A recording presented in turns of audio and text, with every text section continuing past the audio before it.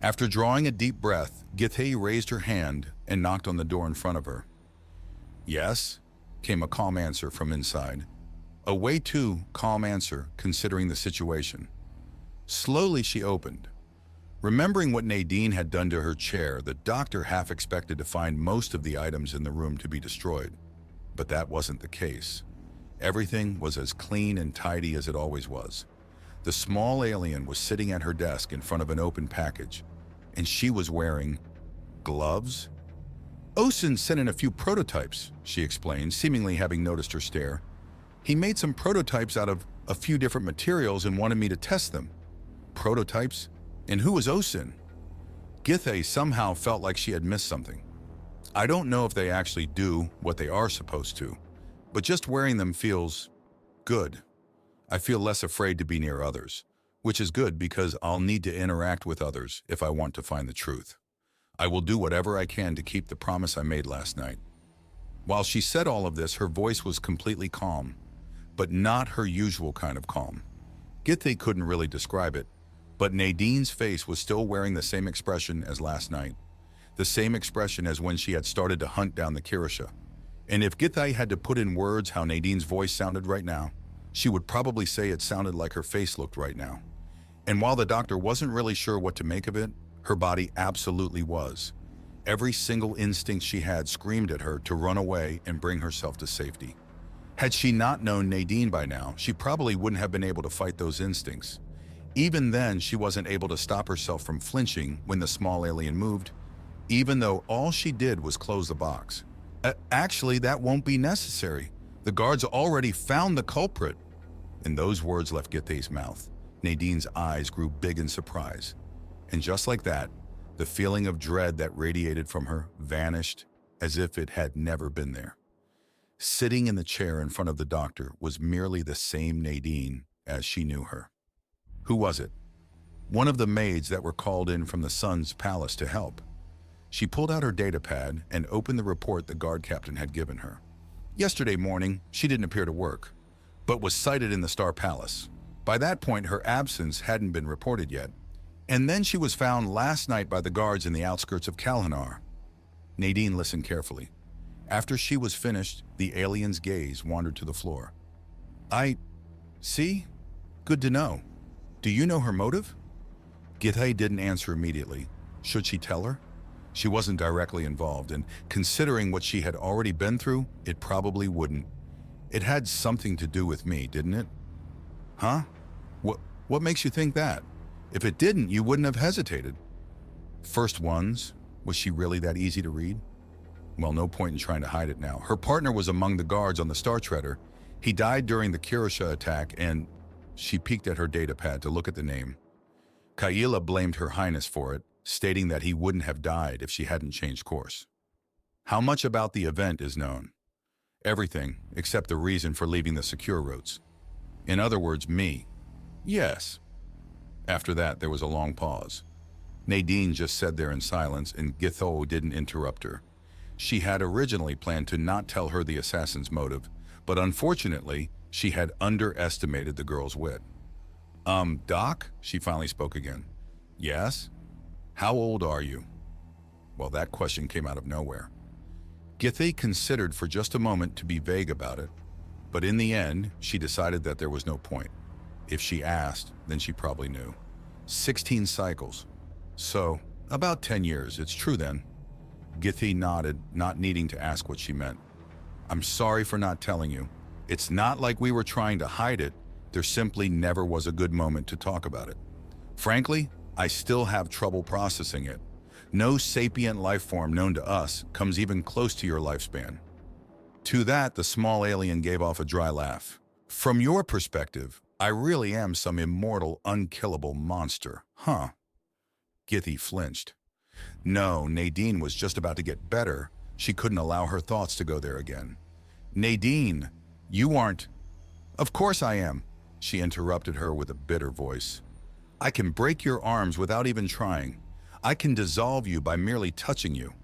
I don't even want to know what I could do if I actually wanted to harm you. And now I learn that all of you will be dead by the time I turn 30. Except maybe Kirtan, but even he will be a dottery old man at that. Oh my gosh, Kirtan. I robbed him of his entire childhood, didn't I? Githey just listened to her lament, primarily because she didn't know what to say. She couldn't exactly refute Nadine's points.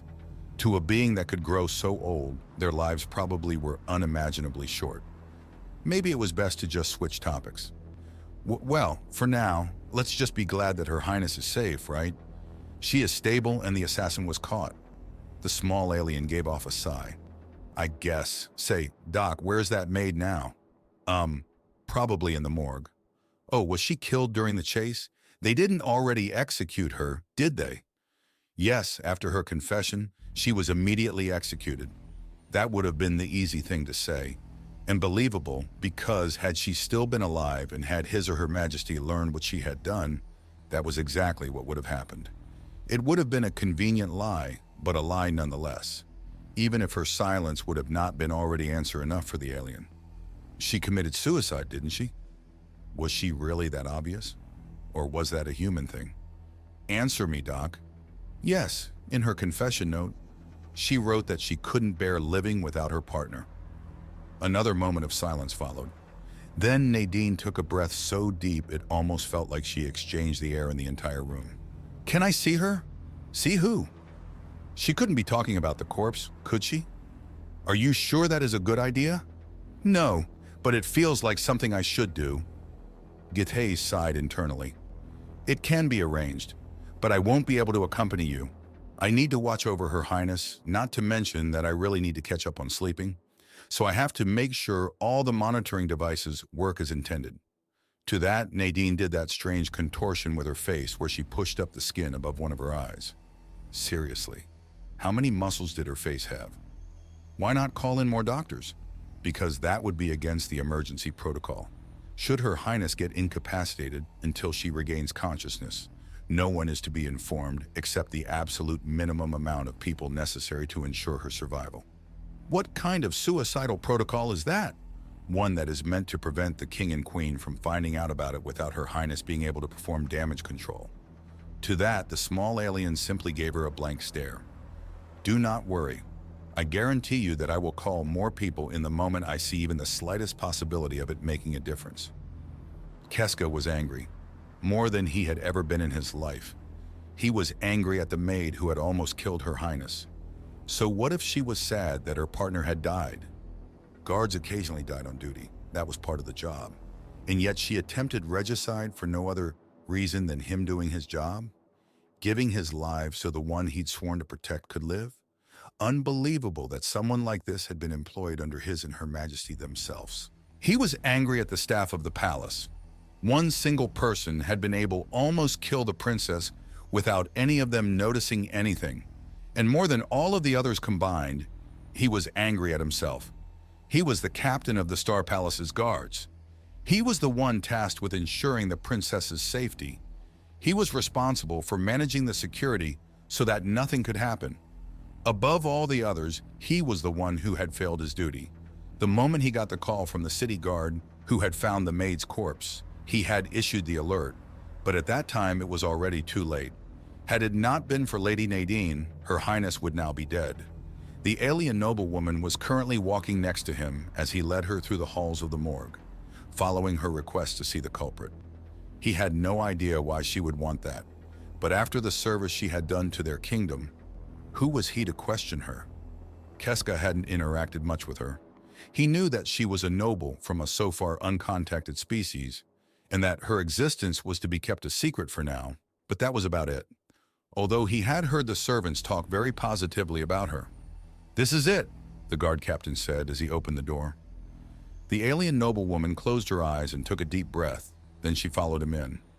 The body was held in an environment that would prevent decay. There was no damage to it, save for the single gunshot wound in her head. While they knew she was guilty, she still needed to be officially judged, which would probably happen as soon as the princess regained consciousness. By law, those guilty of any form of treason were not given a funeral. Their corpse was brought into space and then thrown out of the airlock, so that no part of them would ever touch Homai's soil again. So she shot herself? The soft, slightly shaky voice of Lady Nadine pulled him out of his thoughts. Yes, the gun we found on her was stolen from the palace's armory. It seems my men have become lax. I see. She turned back to the corpse and raised one of her gauntlet hands. It was shaking noticeably, and after hovering it over the body for a while, she brought it back to her side. I'm sorry. For what, milady? Not you, her. Why would you feel sorry for a treacherous murderer? The alien sighed. What she did was unforgivable. I'm not going to argue that. But I can still understand her suffering and desperation that drove her to this deed. Suffering she wouldn't have had were it not for me. With all due respect, milady, there is no need for you to try and empathize with someone like her. What she did was Noon's fault, but hers alone. And she would have died on the scaffold anyway, so it doesn't change much. That's a bit simplistic, don't you think? Is it? Would your people handle it differently? Lady Nadine started to slowly pace around the table where the corpse lay laying. I'm no lawyer, but she would probably get a lifetime in prison. That surprised the guard captain. Not even attempted regicide warrants the death sentence on your planet? Then what does? Nothing. We don't execute criminals. What, you think someone like her doesn't deserve to die? He did his best to stay respectful, but the thought that a traitor like her would be allowed to live agitated him. It's not about whether or not someone deserves to die for their deed. It's about whether or not the power to decide over life and death of others is something the state should be allowed to hold. We came to the conclusion that the answer to that is no. Her gaze wandered back to the corpse. Up until this morning, I was absolutely fuming. Never in my life have I felt such an unbound hatred.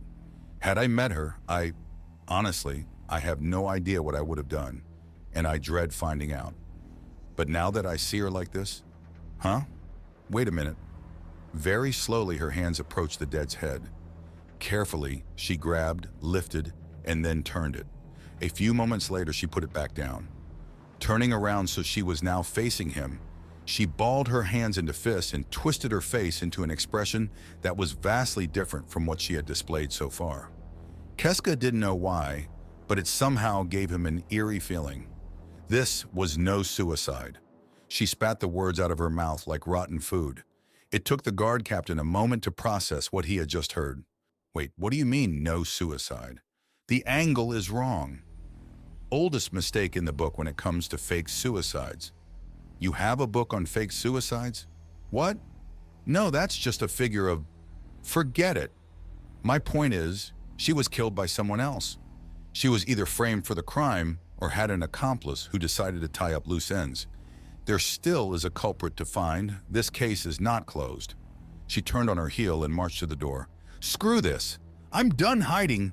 20th day after my arrival. Dear diary, I will find them.